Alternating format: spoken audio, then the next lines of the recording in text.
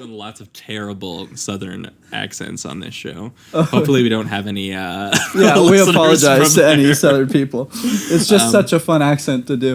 A thing I love about his mission, though, is that the feds tell him that the murder of your brother, that's not a matter for us. That's not a crime for us. And they were just like untaxed, illegal whiskey. Yeah.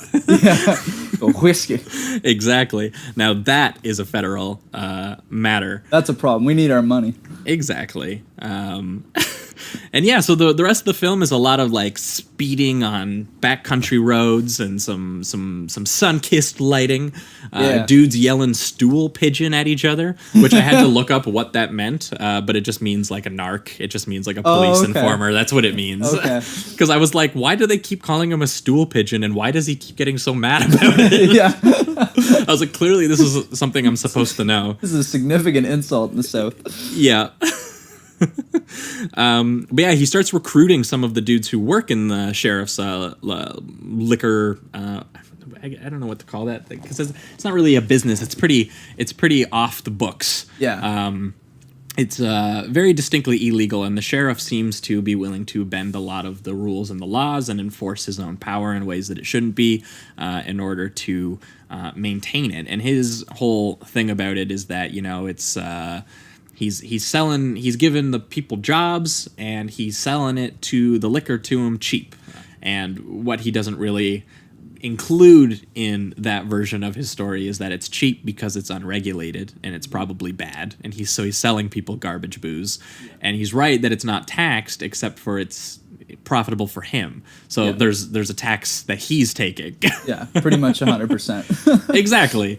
And it's just the sheriff's own greed that he's one of those like states' rights dudes, that the federal government shouldn't be involved in local matters like this, even if the local matter is keeping the town, in the poverty that it's in for a lot of people. And that's why he's afraid of the kids going and getting the education at the universities that they're putting in. And at one point he says he's terrified of them getting the coloreds to vote, is what he says. Right. That's his line. And they're also, they have a funny scene where a marijuana van rolls by. Oh yeah, legalized marijuana. And they're just like, what's his line about these it? like long-haired hippies smoking their weed or something like that. And I'm just sitting here going like, but you're selling 100% moonshine. That's probably far more damaging. Granted, it's in the 70s. Yeah, and the all guy's that. like, that's gonna ruin the moonshine business. yeah, that's what they're mostly concerned with. And there's a lot of good, because we talked briefly about the location work, but there's kind of just like a lot of local color to the film. Yeah. And not like literal color, just in the sense of like this feels like a real town with real people in it. Yeah, and when everyone's very lifelike. When Gator first goes there, they's just like, what's that, the town hall? And he's like, no, that's the pool hall. The town hall is next door or whatever. Yeah. And the pool hall is where all the business is actually done, not in the town hall. Yeah, exactly. That's where pure small town right there. And yeah, there's a lot of sort of like grassy locations, and eventually we get into some swamp water and some mud. And Gator has this great line about how he's only scared of two things: women and the police. Yeah. Oh, that's a good one too. And what does the sheriff say to him? Something along the lines of like, "You bet you spend time trying to hump both," or whatever. Yeah, it's something like that. Yeah, I didn't write that one down, but Gator is. I mean, it's essentially his life. It Burt seems Reynolds. He's either charming or he's running from the cops. You know what I mean? Exactly, and he's good at both. Yeah, very good at both. Burt Reynolds is a very charming presence in the film. He's very. He's got a lot of like swaggering to him. He likes to like walk into a frame with his big bell bottoms on and his give a smirk. Oh yeah, he's got his smirk. He's got the sunglasses. Every once in a while, the local town's got the straw hats going around. Yeah. This movie, though, surprisingly missing the iconic Burt Reynolds mustache. Right, which is would not shocking. make its appearance until Gator. Until Gator. That's when he honed in on that image. Yeah. Now I think he might have done another movie with it. I can't remember if he has it in Deliverance or not, and I know he definitely has it in Smokey and the Bandit. Yeah. Oh yeah. But yeah, it does.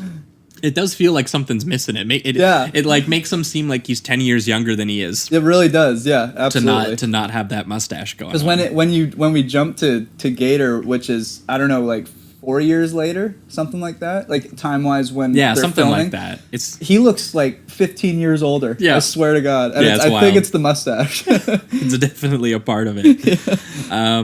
But yeah, what kind of happens over the course of the film is that he's going undercover into this bootleg moonshine business, along with all these sort of local characters. He starts meeting a couple, starts actually becoming friends with a couple of them. One of them's Dude, another guy named Roy, and Roy's girlfriend named Lou, who Burt Reynolds kind of just steals his girlfriend. Yeah, it's kind of it's odd too, because I don't know if Roy's ever painted terribly. No, I don't. So I don't. when I don't think takes he her, is. It's also not painted like Burt Reynolds is a dick for it, which was a little odd. I think you were just kind of supposed to be like, he's the charming Burt Reynolds guy. You know? Well, and which he is. They have some good scenes together. And it It's kind of just- makes a case for that. This is just kind of like the town. That Yeah. This is just kind of like this is the Yeah. way that kind of relationships work, and it is It clear. it doesn't seem like everyone's totally loyal to Yeah. the people they're Yeah, supposed to. it's just very clear that Lou likes Gator, and Yeah. that Roy. I think the big thing that Roy hasn't done is he just hasn't made Bit his move. negligent. He just Yeah. hasn't married her, which is Okay, the thing. right. Is I think, and that's what Gator eventually goes up to Roy and he's like, "What's your plans with her? Like, are you gonna do something? Like, she's not like she's clearly waiting for you Right. and is messing around to like." Look for another exit out of this because she doesn't think you're serious, kind of deal. Yeah.